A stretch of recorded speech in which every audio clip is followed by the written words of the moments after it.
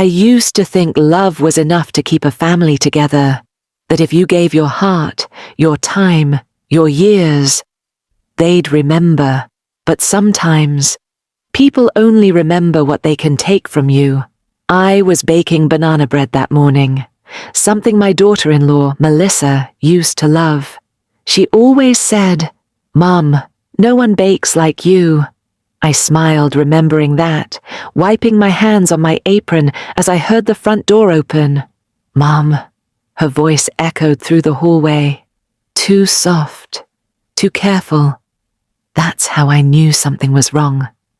I turned, flour still on my hands, and she stood there, hair messy, eyes red, clutching her phone. "Are you okay, sweetheart?" I asked. She hesitated. Then she said the words that would change everything. "Mom, I lost the $250,000. My hands froze midair. For a moment, I thought I misheard her. "Lost?" I whispered. "What do you mean lost?" Her lips trembled. "It was an investment. Your son said it was safe, but the company folded. It's all gone." I felt the blood drain from my face. The savings account, the one my husband and I built for years. Our life's work. The money meant for our retirement, for security, for peace. I remember the night my husband George and I opened that account. It was raining, and he said, "Whatever happens, this will keep you safe, Ruth. Promise me you'll never let anyone touch it." He passed 5 years ago, and I had kept that promise until my son convinced me to move it temporarily into his account for higher interest. I trusted him. He said it was for me. Now, standing in that kitchen, I felt like every drop of that trust was slipping away with the flour dust floating in the air. If you've ever trusted someone with everything you have, and lost more than just money, tap that heart symbol, because some losses never show on paper. That evening, my son came home. I tried to stay calm, even made tea, like everything was fine. "Ethan," I said softly, "Melissa told me about the money." He looked up from his phone, expression unreadable. "Oh, yeah, about that." His tone was casual, too casual. My heart sank. "Son, how could this happen? That was your father's." "Mom, please." He cut me off, setting the cup down hard. "It was an investment. We all took a risk. We didn't expect the market to crash. But why didn't you tell me first?" He sighed loudly. "Because I knew you'd panic." "You worry too much, Mom, panic." I wasn't panicking. I was breaking. In that moment, I saw my husband's eyes in that photo, like he was watching the scene unfold, and I felt so small, like I had failed him. That night, I couldn't sleep. The house, once full of laughter and Sunday dinners, felt too big, too cold. Every tick of the clock sounded louder. I went through the old photo album. Ethan's first bike, his graduation, his wedding. Each photo felt like a lie now. Had I raised someone who could look into my eyes and still betray me? I kept hearing Melissa's words. "It's all gone." But something about her voice, the way she said it, didn't feel like guilt. It felt like fear. So the next morning, before sunrise, I decided to do something I hadn't done in years. Check the bank myself. The teller recognized me immediately. "Good morning, Mrs. Holloway. How can I help you?" I smiled faintly. "I just need to check my account," she typed on the computer. The sound of those keys tapping was the longest sound of my life. Then she looked up, hesitant. "Are you sure you want to see the statement?" Something inside me twisted. "Yes," I whispered. "Please." She printed it, folded it once, and slid it across the counter. I opened it, and what I saw made my stomach drop. It wasn't just $250,000 missing. There were other withdrawals, Smaller over time. $5,000 here, $10,000 there, all under Ethan's name, all months before this so-called investment. My vision blurred. The paper trembled in my hands. I heard my husband's voice again, echoing in my memory. Promise me you'll never let anyone touch it. And I realized I already had. Have you ever felt that moment when the truth hits harder than words ever could? Just hit like. I'll understand. I went home in a daze. Melissa was in the kitchen again, pretending to scroll through her phone. I didn't say a word. I just walked upstairs to the study. That's when I noticed something strange. On the desk, under a stack of papers, was a brown folder I'd never seen before. It had my name written on it, in Ethan's handwriting. For a moment, I thought it was some insurance file or document from the bank, but when I opened it, my breath caught in my throat. Inside were photocopies of property transfer papers, my house, my only home, listed under Ethan and Melissa's names, dated 2 months ago. I gripped the edge of the table. The world around me blurred. My son hadn't just taken my savings. He was trying to take the roof over my head. All those years I thought I was teaching him kindness, respect, honesty. But maybe I was teaching him how easy it was to fool me. I folded the papers slowly, slipped them back, and walked to the window. Outside, it had started to rain. Gentle, steady, endless. And in that moment, I made a silent promise. To my husband, to myself. You took my money, Ethan, but you won't take my peace. The storm had started outside, but something colder had begun inside me. And this time, I wasn't going to stay silent. Next morning, I picked up the phone and called someone I hadn't spoken to in years. Our old family lawyer, Mr. Green. He answered on the second ring. Ruth, he said. It's been a long time. What's wrong? I looked at the papers on the table and whispered, I think my son is planning to take everything. Sometimes, the worst part of betrayal isn't the loss itself. It's realizing the people you loved were building that lie while you smiled at them, proud and unaware. That night, after calling Mr. Green, I sat alone in the living room. The air smelled faintly of old coffee and dust. I picked up the photo from Ethan's wedding, Melissa in her white gown, my son grinning ear to ear. I remember how proud I was that day, how George, my late husband, squeezed my hand and whispered, We did good, Ruth. He's finally found happiness. But now, every smile in that photo felt different, forced, hollow. I traced Ethan's face with my fingertip and whispered, When did I stop knowing who you were, son? Years ago, before George passed, times were hard. Ethan had just graduated, but he couldn't find work. So I picked up double shifts at the diner. I remember coming home at midnight, shoes soaked from rain, hands aching, and finding Ethan asleep on the couch. There were job listings spread across the coffee table. I brushed his hair back and whispered, You'll make it, sweetheart. He didn't stir. I worked every day for that future. We skipped vacations, delayed retirement, all so Ethan could start fresh. I thought he understood that. If you've ever given everything to your family and still felt invisible, tap heart symbol, so I know you exist. The next morning, Melissa brought me breakfast.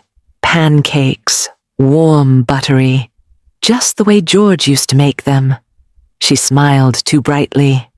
Morning, Mom. You look tired. I thought I'd make you something. Her hands trembled slightly when she placed the plate down. I tried to read her face. Guilt, fear, or something else. Melissa, I said softly, you and Ethan have been busy lately. Is everything all right? She froze for a second. Of course. Just work stress. You know how it is. Then she quickly changed the subject. Started talking about redecorating the guest room.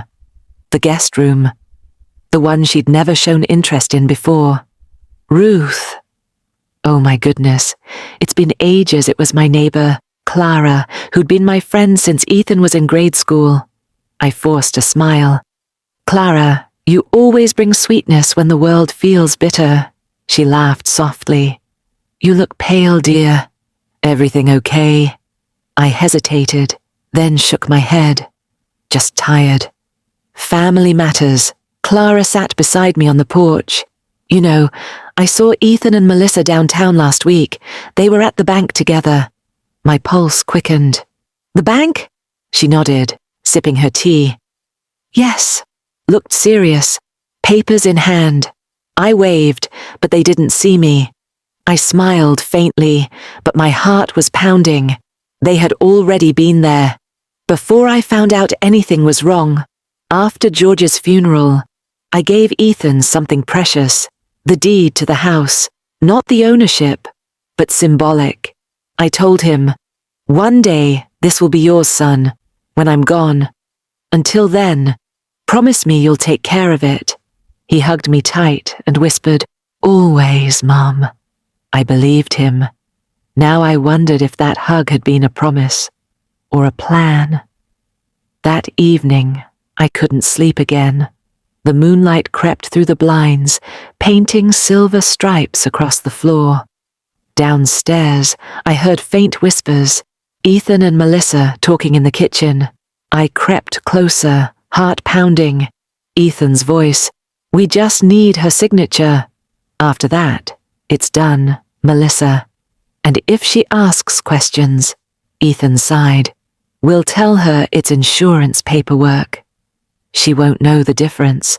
My hand flew to my mouth. Insurance paperwork. Was that what they called stealing my home now? I backed away slowly, afraid of making a sound. The house that once felt safe, now felt dangerous in its own walls. Sometimes the ones we love most are the ones who break us. Comment true if you understand that pain. The next morning, I pretended nothing had happened. I made breakfast, smiled, even asked about their day. But inside, every word they spoke felt rehearsed. They were hiding something, and I was done being blind. After they left for work, I went into their room. I knew it was wrong, but I had no choice. Inside Melissa's drawer was a small blue envelope. It was addressed to a man named Mr. Davis, law office. You told me to stay strong, didn't you? Well, I will. I have to. No mother deserves to be forgotten. Share this if you still believe love is stronger than greed. That evening, I called Mr. Green again. Ruth, he said, I've gone through your accounts, and I think you need to come in tomorrow. His tone made my skin crawl. What do you mean? I asked. He hesitated. I'll explain in person. Just bring any papers you've found. I hung up the phone, heart pounding. The storm outside had grown louder, lightning flashing across the sky. I looked down at the blue envelope again. The letter, the dates, the lies. Everything pointed to something bigger, something I still didn't understand. Late that night, I decided to check Ethan's home office one last time. In the bottom drawer, under a pile of receipts and old mail, I found a USB drive. I plugged it into the computer. A folder opened automatically. Inside were scanned documents, legal papers, emails, and one labeled. I clicked it, and there it was. My husband's old will, altered, my name replaced with Ethan's. The signature looked exactly like mine, but I never signed it. I stared at the screen, shaking. They hadn't just stolen from me, they had forged me. And that's when I heard footsteps behind me. Mum, Ethan's voice echoed from the doorway. What are you doing in here? The living room was silent. Only the faint ticking of the wall clock broke the stillness. My hands trembled as I held the folder. The one I wasn't supposed to find. My son, David, sat across from me, his wife Anna beside him. Her arms were folded, her chin high, as if she'd already won whatever argument was about to start. I took a deep breath. We need to talk. David sighed. Mom, please, not again. You've been acting strange for weeks. Strange? I whispered. Maybe because my daughter-in-law claimed she lost $250,000 of my money. Money that was meant for your children's future. But when I checked the bank, I opened the folder, the papers trembling in my hands. I found your names on the transfers. David froze. Anna's face went pale, then tightened into anger. That money was an investment, Anna snapped. You wouldn't understand. We were trying to help the family. I looked straight at her. By hiding it from me? By signing my name on documents I never saw? David rubbed his forehead. Mom, we needed that money. The business? What business? I interrupted quietly. The one that doesn't exist? David's eyes shot up, panic flickering in them. Anna looked away. I reached into the folder again and slid a photograph across the table, a printed screenshot of their transaction history. You didn't invest it, David. You moved it into Anna's private account. No one spoke. The air felt heavy, like a storm waiting to break. Finally, David stood. You've been spying on us? Going through our accounts. I was desperate to understand what happened to my life savings, I said, voice breaking. You said you'd handle everything after your father passed. I trusted you, Anna muttered under her breath. You're making this dramatic for no reason. We just borrowed it. We planned to return it. Borrowed? I whispered. You sold the house, my home, my memories, without even telling me. Anna flinched. You're overreacting. Overreacting? I stepped forward, tears gathering in my eyes. That house was built with your father's hands. Every brick, every nail carried his love. And you, I pointed at her tremblingly, you turned it into a number on a screen. The room filled with silence. Even David didn't meet my eyes. Have you ever spoken the truth and still been blamed? I said softly, turning slightly toward the audience, my voice shaking. Tap the heart if that pain feels familiar. I turned back to them. David, when did I become nothing more than a burden to you? He finally looked up, eyes wet. Mom, it wasn't supposed to happen like this. How was it supposed to happen? I asked. Were you waiting for me to die so the problem would solve itself? Anna's voice broke. We didn't mean to hurt you. But you did. I walked to the sideboard and pulled out another envelope. You forgot this, Anna. The one you thought you hid well. Her face drained of color as I laid the document on the table. A hidden contract, transferring not just my savings, but also my late husband's insurance money to her name. David stared at it as if he didn't recognize it. Anna, what is that? She tried to speak, but the words wouldn't come. It was supposed to be temporary, she whispered. Temporary? I said. You forged my signature. Gasps echoed from the doorway. Neighbors and relatives who had gathered after hearing raised voices. One of them whispered, how could she do that to her own mother-in-law? Anna began to cry. Please, just listen to me. No, I said quietly. For years I've listened. I've been silent, but not anymore.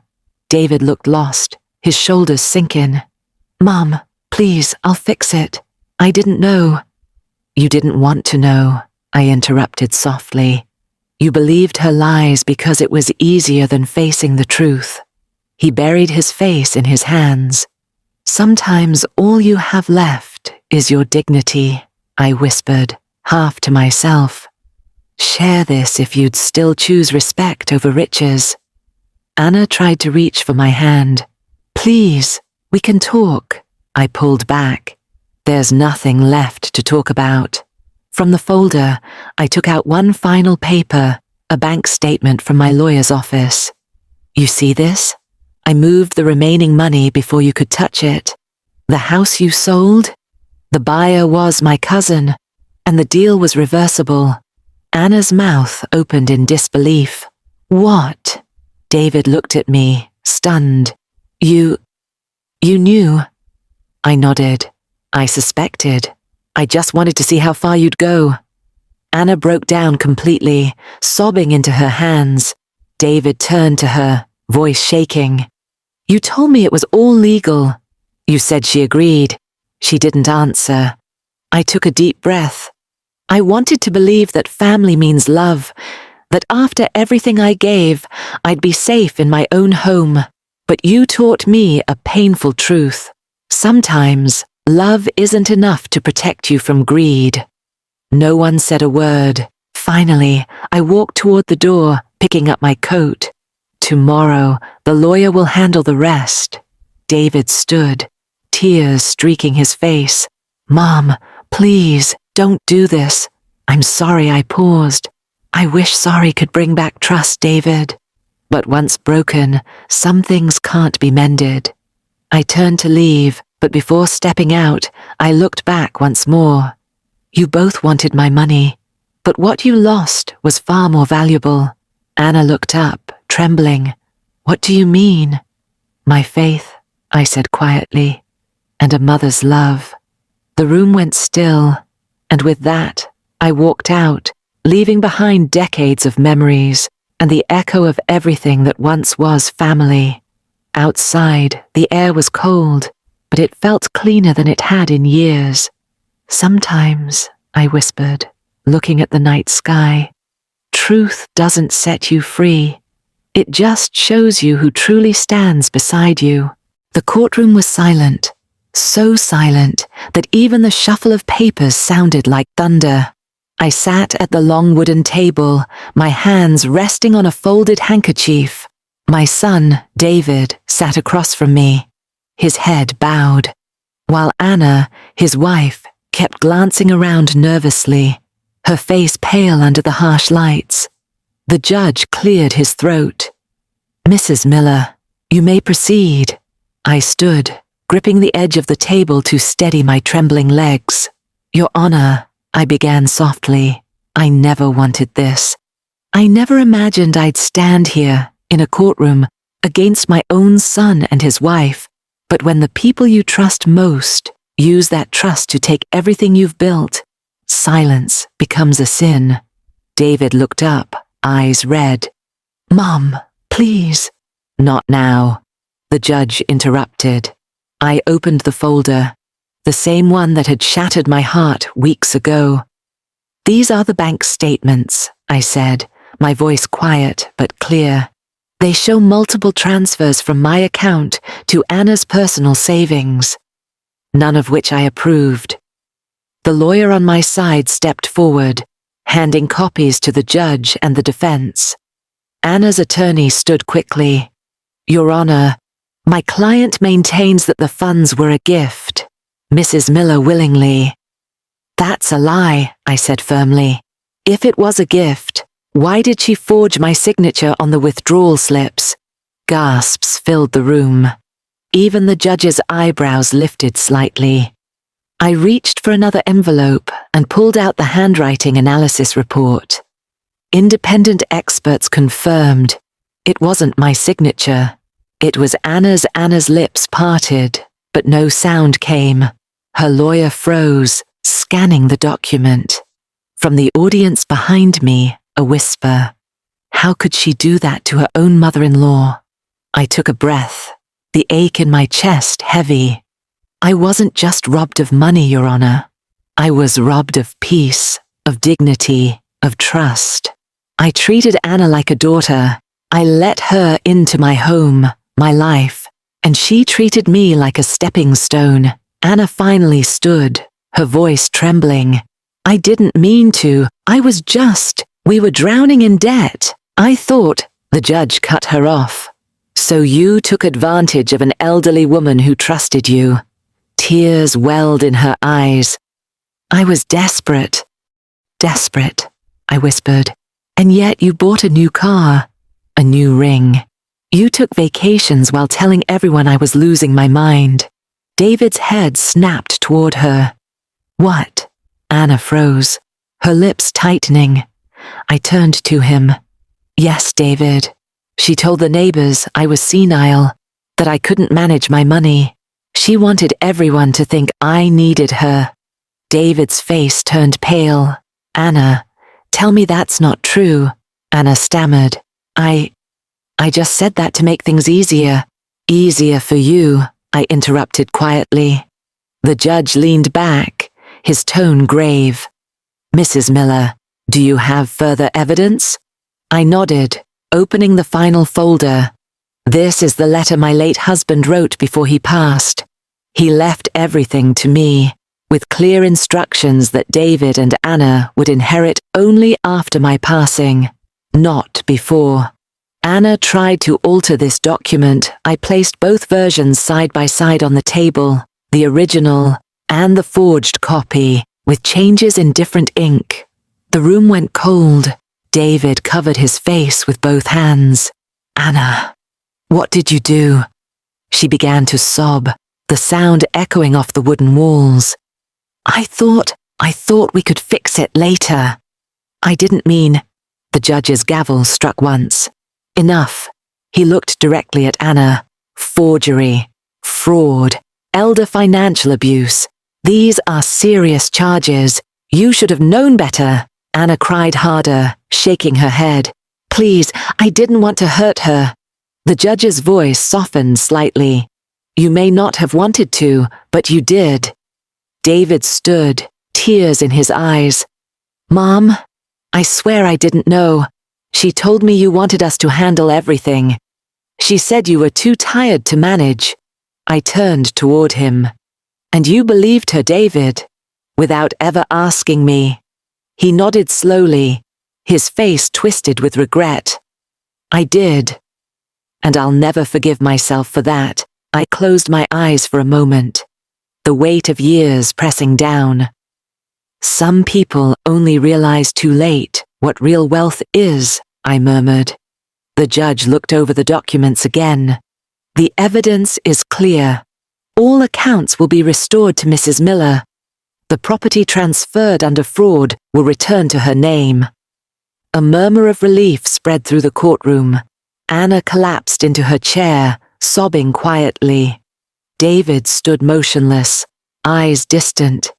For every mother who's been betrayed by her own blood, I whispered faintly, looking ahead, share this, because silence only protects the guilty. The gavel struck again. This court finds in favor of the plaintiff, Mrs. Evelyn Miller. And just like that, it was over. When we stepped outside, the air felt strange, heavy yet freeing. The crowd whispered as we passed. One woman said softly, "She's stronger than all of them." Another man muttered, "They thought she was weak. She showed them what real strength looks like." I walked slowly, the folder clutched to my chest. David followed, keeping a distance. "Mum," he called, voice breaking. I stopped but didn't turn around. "What is it, David?" "I don't expect forgiveness," he said, his voice trembling. I don't know how to live with what I've done." I looked back at him, my heart aching. You'll live with it by remembering that trust, once broken, takes more than words to rebuild. Anna stood beside him, her eyes swollen, her hands clutching her purse. She tried to speak, but I raised a hand gently. "No, Anna. Don't. The truth has already said everything." She lowered her head. "I'm sorry." I nodded once. I hope someday you mean it." As they walked away, whispers followed them. Pity, disgust, disbelief. Their faces burned with shame, their shoulders slumped under the weight of what they'd done. I turned toward my lawyer. "It's done, isn't it?" He nodded. "It is. Justice is on your side now," I exhaled slowly. "Justice," I repeated softly. Strange word. It doesn't bring back what was lost, but it stops the bleeding.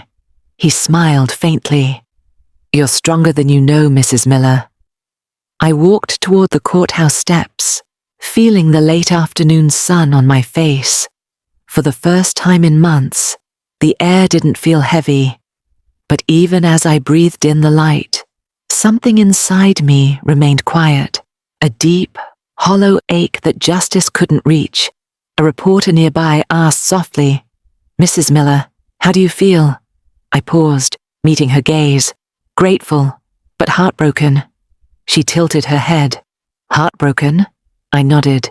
Justice was done, but peace still feels far away. And as I walked down those courthouse steps, alone but unbroken, I whispered to myself, sometimes justice takes time, but it always comes. Then I looked up at the sky, blinking against the sun, and asked the question that would haunt me for the rest of my life. Was victory worth the price of losing my son? It's been 2 years. 2 long, quiet years since the courtroom, since the whispers, since the day I watched my son walk away with shame heavy on his shoulders. I still live in the same house, the one my husband built with his bare hands 40 years ago, but it feels different now, lighter somehow, freer. The mornings are my favorite. I sit by the kitchen window with a cup of chamomile tea, watching the sun spill over the garden. The hydrangeas bloom again this year, blue like his eyes were. I talk to them sometimes. I know it sounds silly, but they listen better than most people ever did. My days have a rhythm now, slow, simple, peaceful. I water the plants. I bake on Sundays. I visit the small library down the street, where the ladies always save me a chair by the window. Sometimes, when I open the drawer beside my bed, I still see the letter, the one my husband wrote before he passed. The ink has faded, but the words are etched in my heart. Evelyn, protect what we built, but never let it harden your heart.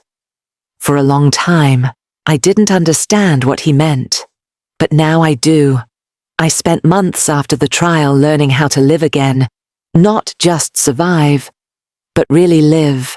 There were days I couldn't get out of bed, not because I was tired, but because every sound reminded me of what I'd lost. The silence after David's laughter, the empty seat at the dinner table, the phone that didn't ring. People told me, "You should be proud, Evelyn. You stood up for yourself," but they didn't know that victory can feel like grief when it comes wrapped in family. And yet, slowly, life started to stitch itself back together. My neighbor Grace began visiting every Friday with lemon pie and gossip from town. Her company filled the quiet spaces. She never asked about the trial. She just sat with me, and sometimes that was enough. One afternoon, while I was dusting the old piano, I found a family photograph tucked behind a frame. David at 12, his first baseball game. His smile so wide, his arms wrapped around me. I sat on the floor and cried like I hadn't cried in years. But when the tears stopped, something inside me softened. Maybe forgiveness doesn't mean forgetting. Maybe it means choosing peace over pain, even when the wound still aches. A few months ago, David came by. He stood at the door, hesitant, holding a small box in his hands. "Mom," he said quietly, "I didn't think you'd open the door." I didn't speak. I just stepped aside. He looked thinner, older. Guilt can age a man faster than time. He placed the box on the table, Inside were old photos, birthday cards, and a note written in his handwriting. I found these when we moved out. I thought, maybe you'd want them back. I ran my hand over the pictures. Our family trips, Christmas mornings, the smiles before everything broke. Thank you, I said softly. He nodded, eyes glistening. I don't expect forgiveness. I just wanted to say, I'm sorry, Mum, for everything, for believing lies instead of love. For a long moment, I couldn't speak.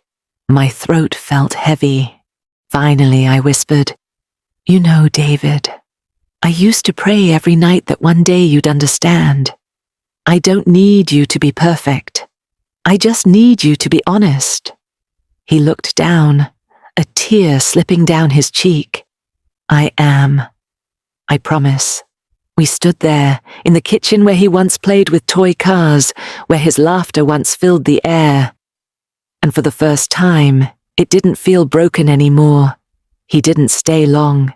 He just hugged me, and before leaving, he said, You always told me that money comes and goes, but love is forever. I finally believe you now. When he left, I sat by the window again, watching his car disappear down the road. My hands trembled, not from age, but from release. Some nights, I still think about Anna. She sent me a letter last Christmas, a short one. It said, I'm sorry for what I did. I've started working again. I hope someday you can think of me without anger. I haven't replied yet. I don't know if I ever will, but I don't feel anger anymore. Just a quiet kind of sadness, and hope that maybe she'll learn too. You see, life has a strange way of teaching lessons. Sometimes it uses love, sometimes it uses loss, and sometimes it uses both. Last week, Grace and I hosted a small gathering at my house. Tea, laughter, music from the old record player. My grandkids came too. Little Emma ran into my arms shouting, Grandma, I missed you. I laughed for the first time in a long while, a deep, full laugh that shook the dust off my soul. We baked cookies together, flour everywhere, the kitchen a mess of sweetness and chaos. As I watched them play, I realized something. I may have lost $250,000, but I gained something priceless. My peace, my self-respect, my voice. Money can vanish. People can betray you, but the strength to stand again, that's something no one can steal. That night, I sat by my husband's photograph. I whispered, You were right, darling. Real inheritance isn't money or houses. It's courage, kindness, and the love we leave behind. I looked at my reflection in the glass. The wrinkles, the grey hair, the tired eyes. And I smiled, because every line told a story. Every scar held meaning. And for the first time, I didn't see an old woman. I saw a survivor.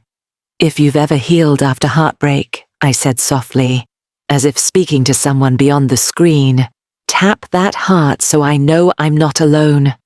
Comment strong if you've ever had to stand alone and rebuild. Because we all have moments that break us.